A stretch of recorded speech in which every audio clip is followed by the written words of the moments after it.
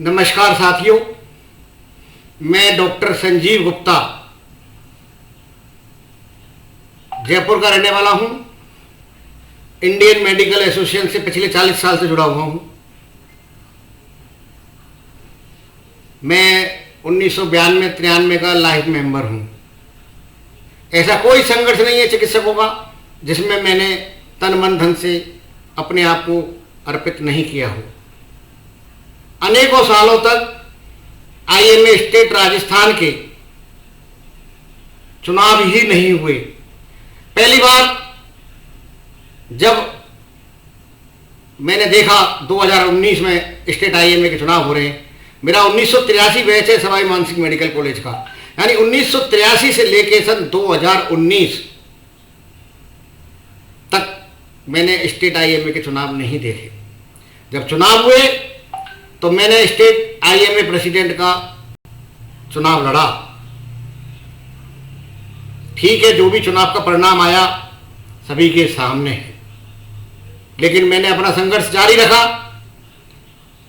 चाहे कोरोनिल टैबलेट के खिलाफ, बाबा रामदेव के खिलाफ एफआईआर सर्वप्रथम हिंदुस्तान में दर्ज कराई डॉक्टर संजीव गुप्ता यानी मैंने कराई। विवेक बिंद्रा जिसने पूरे हिंदुस्तान के चिकित्सकों के लिए डाकू और बेईमान बोला, सबसे पहले हिंदुस्तान की एफआईआर मैंने उसके खिलाफ कराई। ऐसे अनेकों आंदोलन, चाहे अर्चना शर्मा आत्महत्या प्रकरण हो, चाहे आरटीएच आंदोलन हो, मैंने तन मन धन से चिकित्सकों के लिए संघर्ष किया। मैं कोई चुनाव में आपसे वोट नहीं मांग रहा हूं। आज भी ये जो आईएमए की जो आज संस्था है, ये एक 4-5 लोगों की जेबी संस्था बनकर रह गई है। इसके बारे में मैं आपको बताना चाहता हूं। पहली बात तो यह है कि स्टेट आईएमए के चुनाव जो हो रहे हैं, आईएमए का ऐप बना हुआ है, लाखों करोड़ों रुपए उसके ऊपर खर्च किए जा चुके हैं। आईएमए की वेबसाइट बनी हुई है राजस्थान की, उस पर भी लाखों रुपए खर्च किए जा चुके हैं, लेकिन आज तक उस आईएमए की वेबसाइट और ऐप पर चुनाव का कोई नोटिफिकेशन नहीं है। मैं इस समय स्टेट आईएमए की राजस्थान की एजुकेटिव बॉडी का मेंबर हूं। चुनाव से मैं जीता था सन 2023 में। मेरा फोटो वेबसाइट पर मौजूद है, ऑफिस लीडर के टाइम पर मैं मौजूद हूं, समय पर जगह पर उसमें, लेकिन दादागिरी की वजह से मुझे आईएमए के एसडब्ल्यूसी और स्टेट एजुकेटिव व्हाट्सएप ग्रुपों से मुझे निकाल रखा है। इसलिए मुझे किसी प्रकार की यह सूचना नहीं थी कि आईएमए में कोई चुनाव हो रहा है। जयपुर मेडिकल एसोसिएशन का भी मैं 8 साल तक वाइस प्रेसिडेंट रहा हूं और आज भी मैं Jaipur medical association Indian branch Jaipur का एजुकेटिव हूं। मैं लगातार चिकित्सकों के हित में संघर्ष कर रहा हूं। चाहे किसी भी अस्पताल में कोई भी झगड़ा हो, चाहे अभी हाल में ही वकीलों का और अन्य अस्पताल का झगड़ा हुआ, मैंने चिकित्सकों के हित में संघर्ष किया। और जहां तक मैं समझता हूं एक बहुत अच्छे सकारात्मक परिणाम आपके सामने है। आज स्थिति यह हो गई है कि चुनाव जो हो रहा है इसमें कोई इंटरेस्ट किसी का नहीं है। दुर्भाग्य है, सबसे बड़ी संस्था होने के बावजूद भी हम सब लोग सो रहे हैं।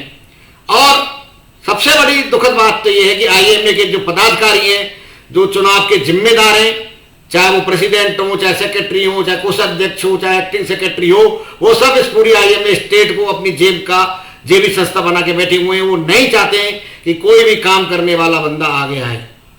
मैंने अभी chief election commissioner doctor SN Harsh, जो बहुत ही वरिष्ठ चिकित्सक हैं, जिनकी ईमानदारी पर, जिनकी कार्यशैली पर कोई शक नहीं किया जा सकता है, उनसे बात की।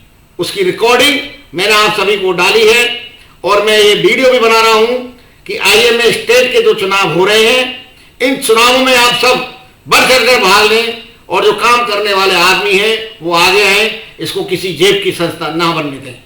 मैं कह रहा हूं कि अगर मैं गलत हूं तो मुझे भी वोट नहीं दें। ऐसा कोई आदमी आपको नहीं मिलेगा जो ये कहे आपसे कि मुझे वोट नहीं दें।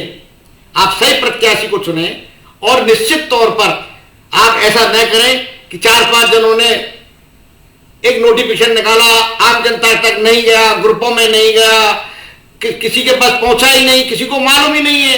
हम एक तरफ कदम सबसे बड़ी संस्था है, 5 आदमी या 10 आदमी चुनाव करके और स्टेट प्रेसिडेंट बन जाते हैं। अभी हाल में ही जयपुर में 3-4 आंदोलन हुए, सीएम हुई, हमने पूछा आज स्टेट का प्रेसिडेंट कौन है बताइए। किसी को नहीं मालूम कि स्टेट आईएमए प्रेसिडेंट कौन है। इससे बड़ी दुर्भाग्य की बात क्या होगी।